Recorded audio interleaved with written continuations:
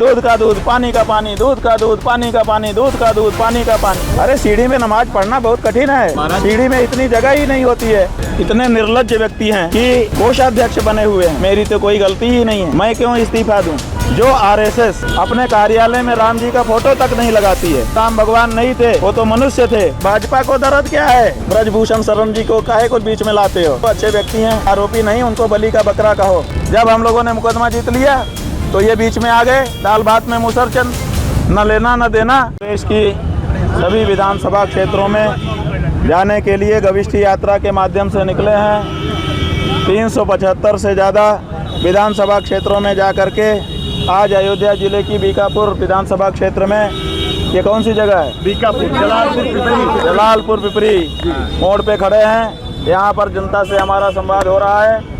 हमने पूरे उत्तर प्रदेश में जनता से सीधा संवाद किया है और उनको बाकी सब मुद्दों को छोड़कर गौ माता के प्राण और प्रतिष्ठा की रक्षा के मुद्दे पर वोट करने के लिए प्रेरित किया है। लाखों लोगों ने इस बात का संकल्प भी लिया है।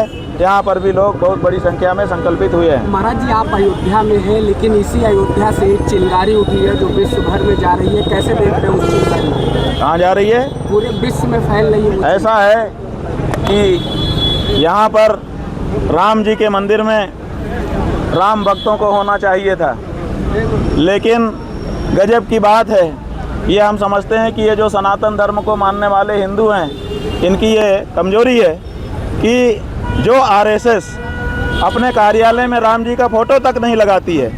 आप पूरे भारत में घूम करके देख लीजिए, अगर किसी आरएसएस के कार्यालय में राम जी का फोटो मिल जाए तो आप बताओ, ये लोग किसी देवी देवता का फोटो अपने कार्यालय में नहीं लगाते हैं, किसी देवी देवता को मानते नहीं हैं। इनके जो बड़े नेता हैं उन्होंने पुस्तकें लिखी हैं, उसमें लिखा है कि राम भगवान नहीं थे, वो तो मनुष्य थे।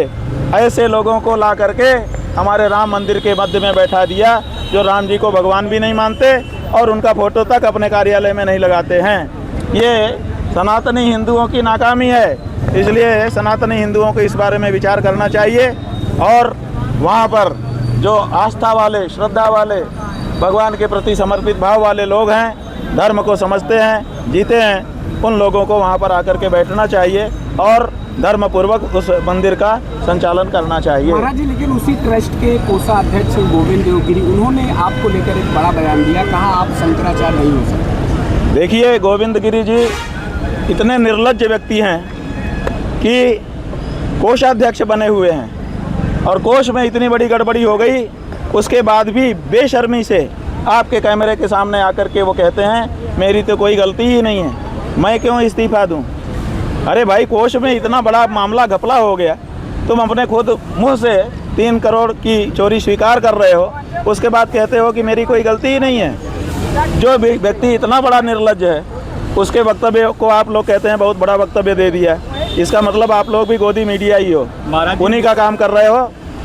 क्या कहें इससे ज़्यादा? मुख्यमंत्री जी अयोध्या आए थे, उन्होंने अपने जो है वक्तव्य में कहा था कि जो विपक्ष थी तो उसने जो है हनुमानगढ़ी में जो है नमाज पढ़ाने का काम किया। ऐसा है कि मुख्यमंत्री जी जब ये चोरी का मामला सामने आया तो अयोध्या आए, आप लोगों के कैमरे के सामने खड़े हुए, उन्होंने कहा कि मैंने SIT बना दी है, दूध का दूध और पानी का पानी करूँगा। कहा था कि नहीं?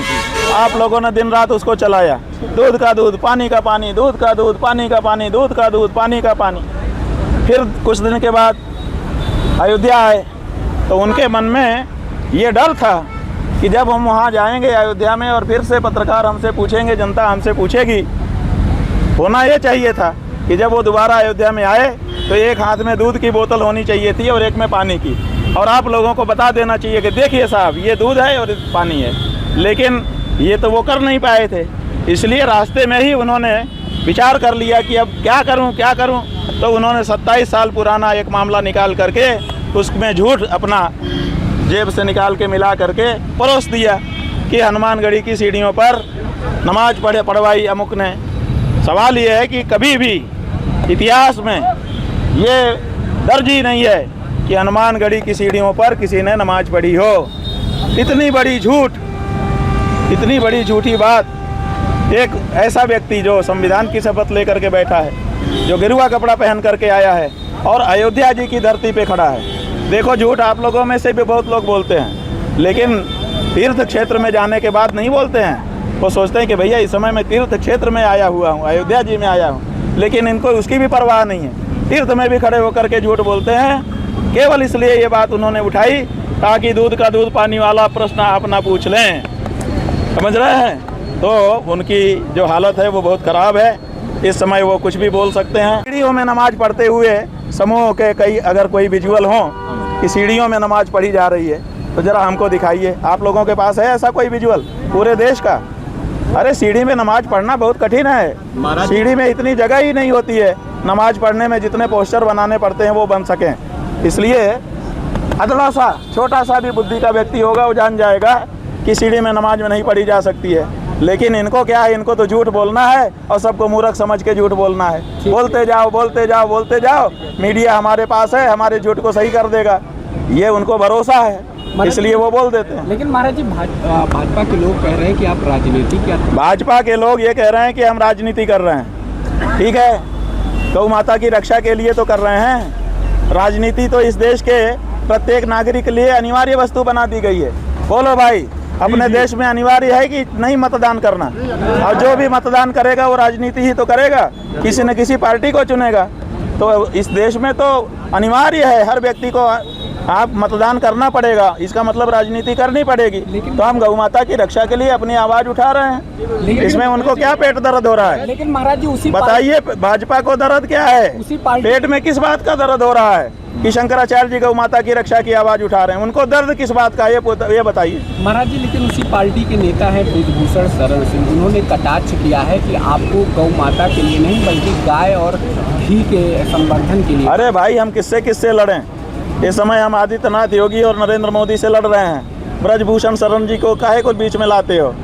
उनको शांति से रहने दो, अपना काम करने दो, अच्छे व्यक्ति हैं। 8 आरोपी महाराज जी जो है पकड़े गए हैं और लोगों पर जो है भी आरोप बहुत लग रहे हैं, क्या कहेंगे? ऐसा है कि आरोपी नहीं, उनको बलि का बकरा कहो।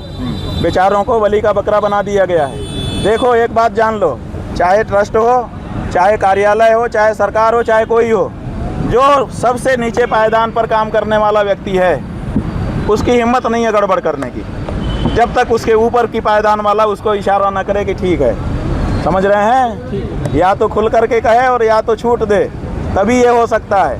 400 प्राइवेट सुरक्षा के गार्ड जिस छोटे से परिसर में घूम रहे हों, सीसीटीवी का जाल जहां पर बिछा हो, प्रदेश की पुलिस, देश की पुलिस, ये वाली पुलिस, वो वाली पुलिस, जहाँ पे हर समय हो, जहाँ पे हर समय वीआईपी मूवमेंट चल रहा हो, वहाँ पर किसी की मजाल है कि वो हेरा फेरी और चोरी कर ले जब तक उसके ऊपर के लोगों का उसको बरदस्त ना प्राप्त हो? महाराज जी, क्या कहा जा सकता है कि कौन इस बात को स्वीकार करेगा? क्या ये कहा जा सकता है कि मौजूदा सरकार के विफलता है क्या? हाँ जी, अयोध्या में जो प्रकरण हुआ है उसको लेकर अयोध्या में देखो, हमने कहा ना कि उनका कोई नैतिक दायित्व वो हक नहीं बनता है। जब मुकदमा लड़ा जा रहा था तो ये लोग पार्टी नहीं बने मुकदमे में, ना भाजपा बनी, ना आरएसएस बना, ना बजरंग दल बना और ना विश्व हिंदू परिषद बना और ना इनके जितने भी एक के बाद एक संगठन है, कोई नहीं बना। इन्होंने प्रस्ताव पारित किया और कहा, आप निकाल के पुराने वक्तव्य देख लीजिए अखबारों के, इन्होंने कहा कि अयोध्या का मुद्दा आस्था का मुद्दा है, न्यायालय इस पर फैसला ही नहीं दे सकता। उस समय हमारे गुरुओं ने सोचा, शंकराचार्यों ने सोचा कि निर्णय तो जब भी होगा कोर्ट से ही होगा, इसलिए कोर्ट में पैरवी करनी चाहिए। तो उन्होंने पैरवी की, हम लोगों ने पैरवी की, तब हम लोगों ने मुकदमा जीता। जब हम लोगों ने मुकदमा जीत लिया तो ये बीच में आ गए, दाल भात में मुसरचंद, न लेना न देना। आप बताइए, अभी हमने बताया कि आरएसएस ऐसी संस्था है जो अपने कार्यालय में राम जी का फोटो तक नहीं लगाती है। कभी आपने किसी को राम जी की पूजा करते देखा? नहीं। ये राम जी को भगवान मानते ही नहीं है, मनुष्य मानते हैं। तो इनको कैसे वहाँ पे अधिकार मिल गया? केवल इसलिए कि इनकी देश में और प्रदेश में सरकार थी, कोई विरोध नहीं कर सका। सरकारी गुंडागर्दी होकर के इन्होंने अपने आप को वहाँ कब्जा कर लिया। अन्यथा वहाँ पे जो श्रद्धालु भगवान को भगवान मानने वाले, उनके चरणों में अपना सर्वस्व समर्पित कर देने की भावना रखने वाले और इनका भी उठाना पाप है, इस बात को समझने वाले लोगों के लिए वो परिसर होना चाहिए था। महाराज अपने सिद्धांत से निश्चित रूप से भटक गए हैं, नहीं तो कम से कम गाय को माता तो घोषित कर ही देते। क्या वजह मानते हैं? अरे वजह हम क्या बताएं, उन्हीं से पूछो, उनसे पूछने की तुम्हारी ताकत नहीं है और हम उनकी बात कैसे बता दें। महाराज जी, ट्रस्ट की 22 को बैठक है, 22 जुलाई को। भाई वो सेट है कि 20 तारीख को सुप्रीम कोर्ट में सुनवाई होगी, उसके बाद 22 को बैठक होगी। पूरा कार्यक्रम एक के बाद सब सेट है। क्यों? क्योंकि इस समय सब संस्थाओं में उनके लोग बैठे हैं, आपस में मंत्रणा कर लेते हैं कि अपने लोग ऐसा करते हैं कि तुम 20 को कर लो, फिर हम 22 को कर लेंगे। तो कितनी सेटिंग से सब काम हो रहा है, कोई दिक्कत नहीं है। बात यह है कि सपा नेता हो, चाहे कांग्रेस नेता हो, चाहे किसी पार्टी के नेता हो, हम किसी पार्टी के गुरु नहीं हैं, हम हिंदू के गुरु हैं और हिंदू के रूप में जो भी हमारे सामने आएगा हम उसको पराक्रमी होने का आशीर्वाद देंगे। आपके राज्य की खबरें, आपके शहर की खबरें सबसे पहले जानने के लिए देखते रहें अमर उजाला।